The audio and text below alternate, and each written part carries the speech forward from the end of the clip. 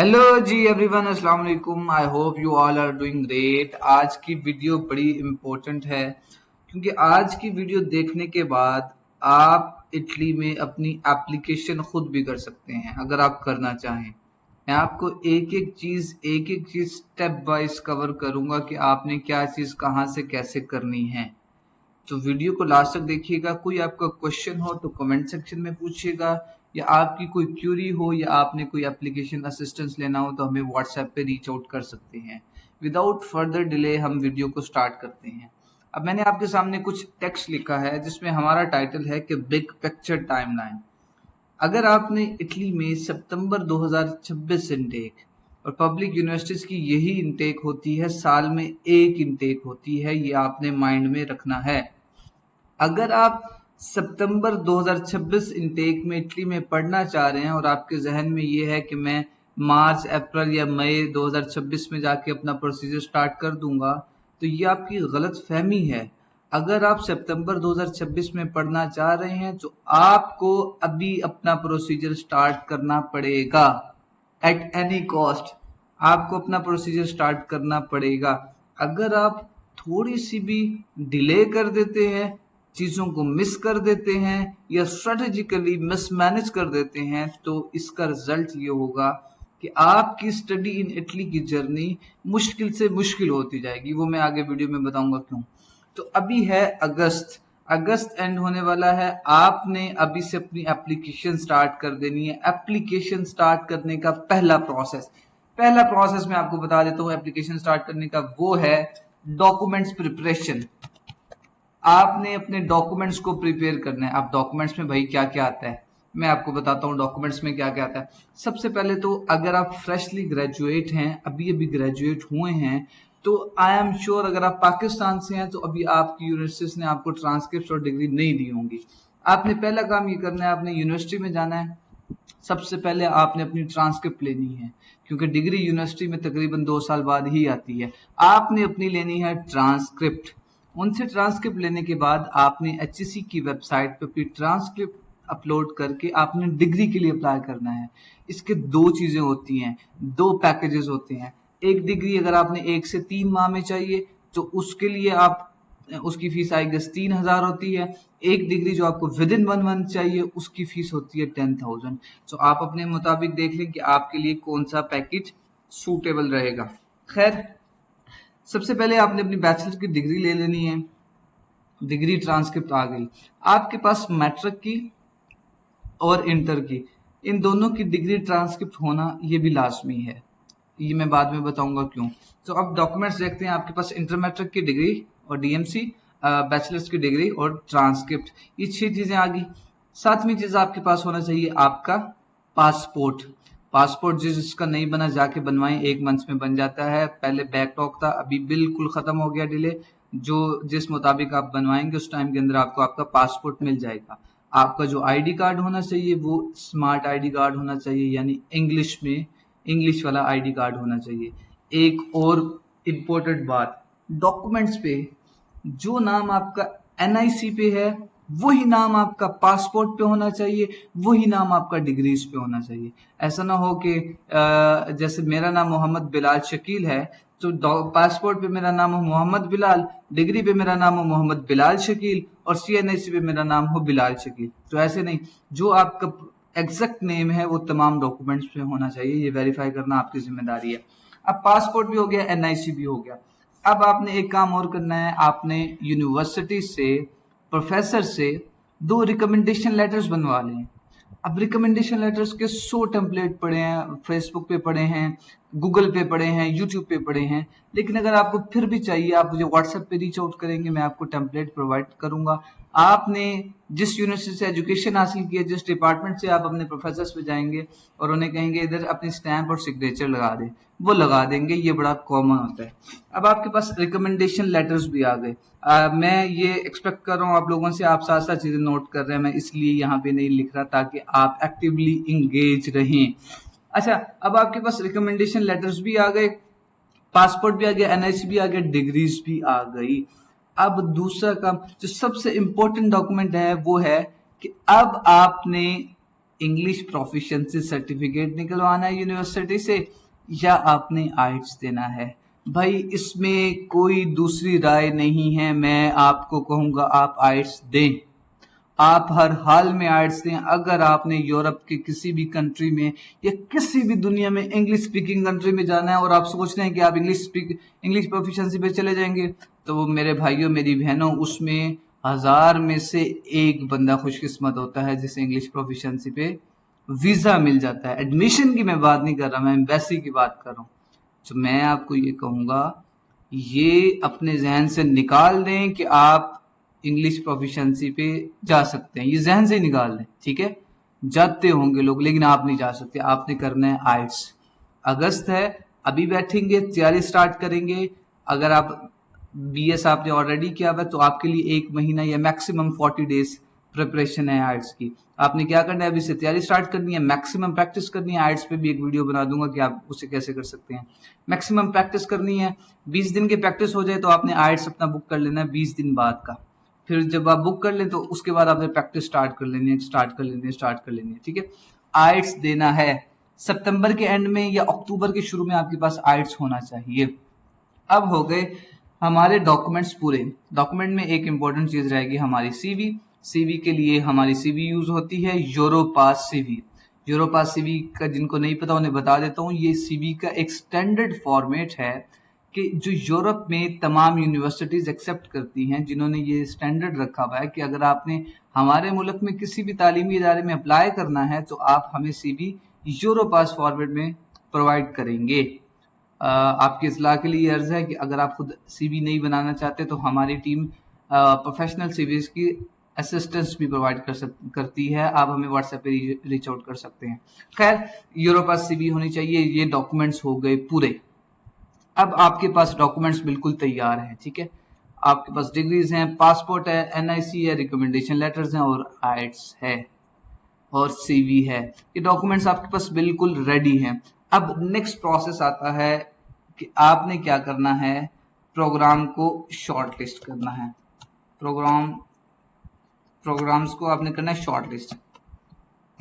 अब प्रोग्राम्स को आपने शॉर्ट लिस्ट कैसे करना है यार, इसके लिए बड़े ज्यादा तरीके हैं, बहुत ज्यादा तरीके। अब मेरे पास यूनिवर्सिटीज की, इटली में जो यूनिवर्सिटीज है उनकी कंप्लीट लिस्ट भी पड़ी है। मैं फिर बार बार कह रहा हूँ, चाहिए वो आप कोशिश करने वाले बने। आपके सामने कई ऐसे लोग आएंगे जो आपकी खुद मदद करना चाह रहे होंगे, लेकिन आपने अपॉर्चुनिटी सीख करनी है। आपने अपने आप को ये शो करना है कि you are eager to learn, you are hungry for knowledge. आपने ये शो करना है। आप ये शो करेंगे तो आपकी मदद के लिए काफी लोग सामने खड़े हैं। खैर, आपने प्रोग्राम्स को शॉर्टलिस्ट करने हैं, उसका सिंपल सा तरीका आपको बता देता हूं कि सबसे पहले आपने इटली की यूनिवर्सिटीज की लिस्ट बनानी है। एक्सेल शीट में बना लें। इटली की यूनिवर्सिटीज की लिस्ट बना ली आपने, आपको मिल जाएंगी 30-35 यूनिवर्सिटीज मिल जाएंगी, पब्लिक यूनिवर्सिटीज। लिस्ट बना ली, उसके बाद एक्सेल शीट में आपने लिस्ट बना ली। उसके बाद हर यूनिवर्सिटी को आपने सेपरेटली सर्च करना है। गूगल पे जाना है, यूनिवर्सिटी का नाम लिखना है, यूनिवर्सिटी की वेबसाइट पे जाना है, उस वेबसाइट का लिंक आपने एक्सेल शीट में उस यूनिवर्सिटी के आगे आके डाल देना है, ठीक है। 2 काम हो गया। फिर आपने उस यूनिवर्सिटी की वेबसाइट पे अपना प्रोग्राम एक्सप्लोर करना है, अपना डिपार्टमेंट देखना है। डिपार्टमेंट में जाके आपने अपनी डिग्री का कोर्स ढूंढना है। कोर्स ढूंढने के बाद आपने 2025 इनटेक के लिए जो उनकी गाइडलाइंस थी, फीस स्ट्रक्चर देखना है। आपने रिक्वायरमेंट्स देखनी है कि उसमें सीजीपीए कितना रिक्वायर है, आइट्स रिक्वायर है या नहीं, बीएस 4 इयर्स एक्सेप्टेबल है या बी 2+2 भी एक्सेप्टेबल है। ये सारी चीजें देखनी है। आफ्टर वेरिफिकेशन जब आपको लगे हाँ I am eligible to apply in this, फिर आपने देख लेना है कि वहां पे लास्ट टाइम एडमिशंस कब ओपन हुए थे, तो उसके अकॉर्डिंग आपने एक्सेल शीट में आके लिख देना है कि एडमिशन इस तारीख को ओपन होंगे, और आपने लिख देना है कि वेदर यू आर एलिजिबल और नॉट, वो भी आपने लिख देना है। इससे होगा ये कि आप जब ये एक्सेल शीट करेंगे, मुझे पता है इस पे टाइम लगेगा, 7 दिन का टाइम लगेगा अगर आप न्यू हैं। अगर आप पहले से बनाते रहे हैं तो आपको 2 से 3 दिन का टाइम लगेगा। अच्छा, मुझे पता है। अब आपने क्या करना है कि एक्सेल शीट जब आपकी बन गई ना, तो ये एक्सेल शीट आपके बड़े काम आने वाली है। आपने 1 महीने बाद आगे एक्सेल शीट देख लेनी है। देखना है किसी यूनिवर्सिटी के एडमिशन खुले हैं जिसको आपने चेकलिस्ट किया है, जिसमें आप एलिजिबल हैं, उसकी लिंक तो आपने पहले से ऐड किया हुआ है। आपने क्लिक करना है, वेबसाइट पे जाना है और आपने अपनी एप्लीकेशन स्टार्ट कर देनी है। अब प्रोग्राम शॉर्टलिस्ट हो गए। अब इटली में यूनिवर्सिटीज में एप्लीकेशन फीस होती है। आप ऐसे कर लें कि 60% यूनिवर्सिटीज में होती है, 70%, 30% में नहीं होती। मैं आपको रिकमेंड करूंगा कि अगर आपने इटली में जाना है तो आप कम से कम 5 यूनिवर्सिटीज में अप्लाई करें। 5 में से भी कम से कम 3 तो ऐसी हों जिसमें एप्लीकेशन फीस हो। उसकी वजह बताता हूँ। अब एक यूनिवर्सिटी जिसमें एप्लीकेशन फी नहीं है, एडमिशन अप्लाई करना बिल्कुल फ्री ऑफ कॉस्ट है। तो आप सोचें कि हम पाकिस्तानी या जितने भी स्टूडेंट्स हैं, आप स्टूडेंट्स की साइकी से सोचें कि वो उसको आसान क्या लगता है, ऐसी यूनिवर्सिटी में अप्लाई करना जिसमें एप्लीकेशन फीस ना हो, या ऐसी यूनिवर्सिटी में अप्लाई करना जिसमें एप्लीकेशन फी हो। ऑब्वियसली ऐसी यूनिवर्सिटी में अप्लाई करना जिसमें एप्लीकेशन फीस ना हो। तो कहने का मकसद ये है कि अगर आप सिर्फ ऐसी यूनिवर्सिटी में अप्लाई करेंगे जिसमें एप्लीकेशन फीस ना हो तो आपका कंपटीशन बहुत ज़्यादा हो जाएगा। हो सकता है आप मेरिट लिस्ट पे ना आए, हो सकता है आप उन सीटों के लिए क्वालिफाई ना कर पाए क्योंकि तकरीबन हर बंदे ने अप्लाई किया होगा। अब अगर आप उन यूनिवर्सिटीज में अप्लाई करते हैं जिसमें एप्लीकेशन फीस है तो भाई आपके होने के चांसेस बहुत ज्यादा हो जाते हैं क्योंकि हर बंदा उसमें अप्लाई नहीं करता। तो मैं आपको रिकमेंड करूंगा आप 5 यूनिवर्सिटीज में अप्लाई करें, मिनिमम बता रहा हूँ, जिसमें से मिनिमम मैं तो कहता हूँ अगर 5 ही वो हों कि जिनकी एप्लीकेशन फीस हो। एप्लीकेशन फीस ज्यादा नहीं होती, 10 यूरो से 30 यूरो तक होती है। ठीक है, आपने 10 यूरो, 20 यूरो, मैक्सिमम 30 यूरो में अप्लाई करना है। ठीक है, अब आपने अप्लाई कर दिया। अब फीस कैसे जमा करवानी है? अगर आप पाकिस्तान से हैं तो अगर आपके पास बैंक कार्ड नहीं है तो अपना नया पे और सादा पे का कार्ड बनवा लें, उसमें बैलेंस रखें। लेट्स से अगर आपकी 30 यूरो एप्लीकेशन फीस है, 30 यूरो पाकिस्तानी बनते हैं 9000 एंड समथिंग। तो जब आप फीस जमा करवा रहे होंगे आपने 1000 इजाफी रखना है अपने कार्ड में। तो इस तरह से आप फीस जमा करवा सकते हैं, वो मैं आपको तरीका बता दूंगा, उसके लिए कोई मसले की बात नहीं। अब एप्लीकेशन फीस जमा हो गई, यूनिवर्सिटीज में आपने अप्लाई कर दिया, कंप्लीट अप्लाई कर दिया, एप्लीकेशन फीस भी जमा हो गई। अब ये वाला काम हो गया खत्म। अब आता है नया काम जो आपने यहीं रह के पाकिस्तान रह के करना है। ये भाइयों सबसे इंपॉर्टेंट काम है। एप्लीकेशन हमने कर दी, एप्लीकेशन डन हो गई, अगला काम है बैंक स्टेटमेंट। देखें, बैंक स्टेटमेंट के लोगों को बड़ी क्यूरीज रहती है। मैं आपको बैंक स्टेटमेंट आज सिंपल वे में समझा देता हूँ, आपके लिए बड़ी आसानी रहेगी। इटली में हमें बैंक स्टेटमेंट चाहिए। मैं आपको आइडियल बता रहा हूँ, आपने 20 से 22 लाख की बैंक स्टेटमेंट चाहिए और वो चाहिए 3 मंथ के लिए मिनिमम। मतलब आपके अकाउंट में पिछले 3 महीने की जो क्लोजिंग अमाउंट हो वो हो 20 से 22 लाख। मतलब आपने अपने अकाउंट में मिनिमम 3 मंथ के लिए 20 से 22 लाख रखने हैं।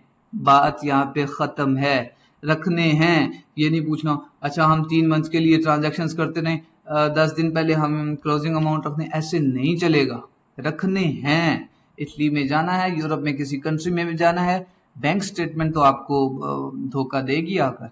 बैंक स्टेटमेंट रखनी है आपने। खैर अभी आपने स्टार्ट कर देना है। लेट्स से आपने जनवरी तक या दिसंबर तक एप्लीकेशंस कर ली अपनी। अब आपने कर देना है bank statement start. Bank statement के 2 तरीके होते हैं, या तो आपकी अपनी बैंक स्टेटमेंट जो मैं हाईली हाईली हाईली रिकमेंड करूंगा कि अगर आपकी अपनी हो तो that would be very great. लेकिन अगर आप इन्वेस्टर से ले रहे हैं तो आपको उसमें ज्यादा मुहतात रहना पड़ेगा क्योंकि इन्वेस्टर मार्केट में रेट लेता है 3%, 4% या 5%, या आपकी लक पे है कि आपको कैसा इन्वेस्टर मिलता है। खैर अब आपने स्टार्ट कर देनी है बैंक स्टेटमेंट। बैंक स्टेटमेंट के लिए मैं आपको रिकमेंड करूंगा कि आप अपने स्पॉन्सर के अकाउंट में रखें। स्पॉन्सर में भी आपके प्राइमरीली पेरेंट्स, फादर या मदर, अगर फादर मदर नहीं है तो ब्रदर जो आपके बड़े भाई हैं, वो नहीं है फिर आप अपने अकाउंट में रखें। ठीक है, आप स्पॉन्सर के अकाउंट में ये रखें बैंक स्टेटमेंट 3 मंथ्स के लिए।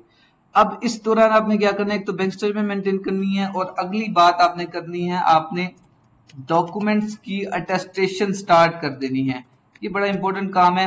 ये मैंने आपको पहले इसलिए नहीं बताया कि आप कंफ्यूज ना हो जाएं। डॉक्यूमेंट्स की अटेस्टेशन कैसे करनी है? जो आपकी इंटर और मैट्रिक की डिग्रीज और डीएमसीज है ना, उसको सबसे पहले आपने आईबीसी अपने बोर्ड से अटेस्ट करवाना है। लेट्स से आपने लाहौर बोर्ड से इंटर मैट्रिक किया तो आपने वो डिग्रीज लेके जानी है लाहौर बोर्ड में, उन्हें अटेस्ट करवानी है। वो एक डॉक्यूमेंट की फीस गालिबन 3000 है या 6000 है, आई एम नॉट श्योर, आपने वो कंफर्म कर लेना है। ठीक है, अब आपने ये 4 डॉक्यूमेंट्स करवाने हैं, इंटर मैट्रिक की सनद और इंटर मैट्रिक की डीएमसीज। ये बोर्ड से करवाएंगे, बोर्ड आपको 2 या 3 दिन में वापस कर देगा, सील्ड इनवेलप देगा। वो सील्ड इन्वेलप आपने घर ले आना है। आपने आईबीसीसी की अपॉइंटमेंट के लिए अप्लाई करना है। आईबीसीसी की अपॉइंटमेंट में भी आपने ये चारों डॉक्यूमेंट्स ही ऐड करने हैं। सील्ड इन्वेलप आपने खोलना बिल्कुल नहीं है। अपॉइंटमेंट वाले दिन आप आईबीसीसी भी जा सकते हैं या आप ऑनलाइन अपॉइंटमेंट में आईबीसीसी में थ्रू कोरियर भी भेज सकते हैं, ठीक है। तो आईबीसीसी वो सील्ड इन्वेलप को खोलेगी, आपकी इंटर मैट्रिक की डिग्रीज को अटेस्ट कर देगी।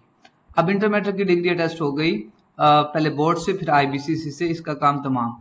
अब नेक्स्ट आती है एचईसी से। एचईसी से आपने अपने बीएस की डिग्री और ट्रांसक्रिप्ट अटेस्ट करवानी है। वो भी आप ऑनलाइन अपॉइंटमेंट लेके थ्रू कोरियर भी कर सकते हैं और खुद भी जाके वहां भी करवा सकते हैं। अब आपकी इंटर मैट्रिक की डिग्री आईबीसीसी से होगी और बोर्ड से होगी। एचईसी से हो गई आपकी बैचलर्स की डिग्री और ट्रांसक्रिप्ट। अब ये सारे डॉक्यूमेंट्स आपने इसके साथ एक और डॉक्यूमेंट अटैच कर लें। 2-3 डॉक्यूमेंट बताता हूं आपको। एक आप कर लें FRC, family registration certificate, NADRA से बनेगा, नादरा चले जाएं, अपनी पूरी फैमिली का सीएनएसी ले जाएं, जिनका सीएनएसी नहीं बना उनका बेफॉर्म ले जाएं और वो आपका एफआरसी बना देंगे, वो एफआरसी बन जाएगा। फिर आपने एक बना लेना है बर्थ सर्टिफिकेट। आपने अपने करीबी म्यूनिसिपल कॉर्पोरेशन ऑफिस चले जाना है, जहां पे आपका बर्थ रिकॉर्ड है, वो आपको बर्थ सर्टिफिकेट बना देंगे डिजिटल। अब डिजिटल बनने लग गया, जिसमें स्कैन कोड ऐड होता है। स्कैन कोड पे हम क्लिक करेंगे तो हमारी डिटेल्स वेरीफाई हो जाती है। बर्थ सर्टिफिकेट हो गया, एफआरसी हो गया, और फिर एक आपने बना लेना है पुलिस क्लियरेंस सर्टिफिकेट। देखो मैं आपको एक एक चीज बता रहा हूं कि जो कौन सी कहां से बनेगी, कितना टाइम लगेगा, कितने पैसे लगेंगे, सब बता रहा हूं। तो आपने इसको नोट करते रहना, ये आपकी 2026 के लिए सबसे इंपॉर्टेंट गाइड है। अच्छा खैर, आपने ये डॉक्यूमेंट्स प्रिपेयर कर लिए। अब आपने इन डॉक्यूमेंट्स को लेके आ जाना है मोफा में। मोफा में आके आपने करवाने हैं, मोफा से अटेस्ट करवाने हैं ये डॉक्यूमेंट्स, ये जितने भी हैं सारे लेके आने हैं आपने। Degrees, transcript, FRC, birth certificate, police clearance certificate, each and जितने डॉक्यूमेंट्स अभी आपके पास हैं वो आपने करवा लेने हैं। उसके बाद इटली के लिए अभी रिक्वायरमेंट हमारे पास है कि हमने करनी है अपोस्टाइल। अब अपोस्टाइल आपने करवानी है। अपोस्टाइल मतलब एक काइंड ऑफ वेरिफिकेशन है जो इटालियन एम्बेसी ही करेगी या मिनिस्ट्री ऑफ फॉरेन अफेयर्स करेगी। अपोस्टाइल के लिए आपके कुछ 5 डॉक्यूमेंट्स होते हैं। एफआरसी होता है, बैचलर्स की डिग्री ट्रांसक्रिप्ट होती है और इंटर मैट्रिक की डिग्रीज होती है। मतलब 5 डॉक्यूमेंट्स होते हैं। लोग 6 भी 7 भी करवाते हैं। ये थोड़ी सी महंगी होती है। एक डॉक्यूमेंट की फीस 3000 होती है, ठीक है, 3000 पाकिस्तानी रुपीज। तो ये थोड़ी सी महंगी होती है, वो आपने अपोस्टाइल भी करवाने हैं। याद रहे डॉक्यूमेंट्स के अटेस्टेशन में आपका बड़ा टाइम लगेगा और डॉक्यूमेंट्स के अटेस्टेशन इस पूरी जर्नी का एक बिग चंक ऑफ टाइम ले जाता है आपका, ठीक है, और बिग चंक ऑफ मनी। खैर, अब उधर से आप बैंक स्टेटमेंट मेंटेन करेंगे, डॉक्यूमेंट्स कंप्लीट हो गए, आपकी अटेस्टेशन सब कुछ कंप्लीट हो गया, ठीक है। अब वहां से आपका किसी यूनिवर्सिटी से आ गया रिस्पॉन्स। आपने साथ साथ वो पोर्टल देखते रहना है जहां जहां आपने अप्लाई किया था। रिस्पॉन्स आ गया, उन्होंने आपको या आपको ईमेल आ गई कि उन्होंने आपको एक्सेप्ट कर लिया है, ठीक है। एक्सेप्ट कर लिया। एक्सेप्ट करने के बाद आपने जाना है यूनिवर्स इटली। ये एक पोर्टल है जो एज अ ब्रिज काम करता है between embassy and the university. अब यूनिवर्सिटी क्या करेगी, आपने यूनिवर्स इटली पे जाना है, आपने प्री इनरोलमेंट सबमिट करवानी है। आप क्या करेंगे, आपको ऑफर लेटर मिल गया, आप जाके यूनिवर्सिटी इटली पे अपना अकाउंट बनाएंगे और उन्हें बताएंगे कि आपका इस यूनिवर्सिटी में एडमिशन हुआ है, इस कोर्स में हुआ है, सेशन में सारी डिटेल्स देंगे और वहां पे डिटेल्स सबमिट कर देंगे। तो यूनिवर्सिटी क्या करेगा कि वो यूनिवर्सिटी से वेरीफाई कर लेगा और वो आपकी एप्लीकेशन समरी वो सेंड कर देगा पाकिस्तान में इटालियन एम्बेसी को, ठीक है। मतलब यूनिवर्सिटी से वो वेरीफाई करके यूनिवर्सिटी आपकी एप्लीकेशन समरी सेंड कर देगा या प्री इनरोलमेंट समरी सेंड कर देगा इटालियन एम्बेसी में पाकिस्तान में, ठीक है। अब आपने क्या करना है, जो एप्लीकेशन समरी को सेंड करेगा वो वहां पे डाउनलोड हो सकती है, आपने डाउनलोड करके वो अपने पास रख लेनी है, उनको भी डॉक्यूमेंट्स के साथ अटैच करना है। अब आपने अगला काम आता है अपॉइंटमेंट का। पाकिस्तान में मैं सीधी बात बता रहा हूँ, अपॉइंटमेंट का इशू है। लेकिन अगर आप इस टाइमलाइन में अपना प्रोसेस कर रहे हैं तो आप तकरीबन मार्च या अप्रैल में आप बिल्कुल रेडी होंगे कि आपके डॉक्यूमेंट्स भी प्रिपेयर, बैंक स्टेटमेंट भी 3 मंथ की प्रिपेयर, एडमिशन भी हो गया, एनरोलमेंट समरी भी चली गई। अब आपने सिर्फ अपॉइंटमेंट लेनी है। अब 2 आपके पास ऑप्शन है। इस टाइम बहुत कम लोग अपॉइंटमेंट लेते हैं, लेकिन लेते जरूर हैं। आप खुद बैठ के ट्राई कर सकते हैं, लेकिन इसमें रिस्क बड़ा है। दूसरा ये है कि आप एजेंट के थ्रू कर सकते हैं। अब अल्लाह ताला इन्हें हिदायत दे, पाकिस्तान में ही ये मसले हो रहे हैं, अल्लाह ताला इन्हें हिदायत दे। 10-12-15 हज़ार की अपॉइंटमेंट है वेबसाइट पे, ये 3-3 लाख की बेचते हैं, 5-5 लाख की बेचते हैं। मैं कभी भी ऐसे काम को रिकमेंड नहीं करता कि आप ये करें, लेकिन मजबूरी है इस तरह लेने। अगर आप इस तरह नहीं लेंगे तो अपॉइंटमेंट नहीं मिलेगी। आई एम सॉरी टू से, सबसे बड़ी हर्डल ये है। तो आपको 3 लाख रुपए अपने साइट पे रखने हैं मिनिमम, ना मिनिमम 3 लाख आपने साइट पे रखने। जितनी जल्दी लेंगे उतनी सस्ती मिलेगी। आपने कोई ऐसा एजेंट ढूंढ लेना है, इसमें आपका कोई कंसल्टेंट हेल्प नहीं करेगा, कोई भी हेल्प नहीं करेगा। हाँ, आपको कई लोग मिल जाएंगे जो आपने वेरीफाई करना है, आपने उससे कहना है अपॉइंटमेंट हमारी ले दो। वो उन्होंने बूट्स इंस्टॉल किए होते हैं, वो उस तरीके से लेते हैं। अपॉइंटमेंट ओपन होगी। अगर आप पहली ही अटेम्प्ट में खुद ट्राई नहीं करते, थ्रू एजेंट करवाते हैं, तो 99% चांस है आपको अपॉइंटमेंट मिल जाएगी। अगर आप खुद ट्राई करते हैं तो 99% चांस आपको नहीं मिलेगी। ठीक है, तो अपॉइंटमेंट अगर आपको मिल गई तो वो आपका इंटरव्यू आ जाएगा। आपको मई या जून की अपॉइंटमेंट मिल गई अगर, तो आपका इंटरव्यू आ जाएगा।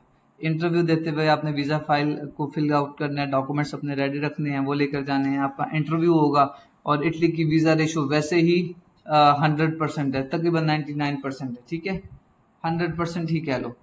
तो आपका वीज़ा कैंसिल नहीं होगा क्योंकि आपने आइट्स भी किया हुआ है, आपकी बैंक स्टेटमेंट भी मेंटेन है, ईच एंड एवरीथिंग बिल्कुल पॉइंट पे है, स्ट्रेटेजिकली बिल्कुल पॉइंट पे।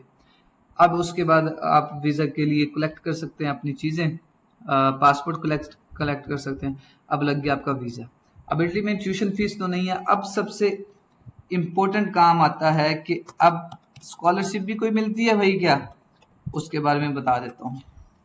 अब लेट्स से अब यहाँ से सब कुछ हो गया, एडमिशन सब कुछ हो गया। अब जुलाई या अगस्त के महीने में जाके इटली में ओपन होती हैं रीजनल स्कॉलरशिप्स।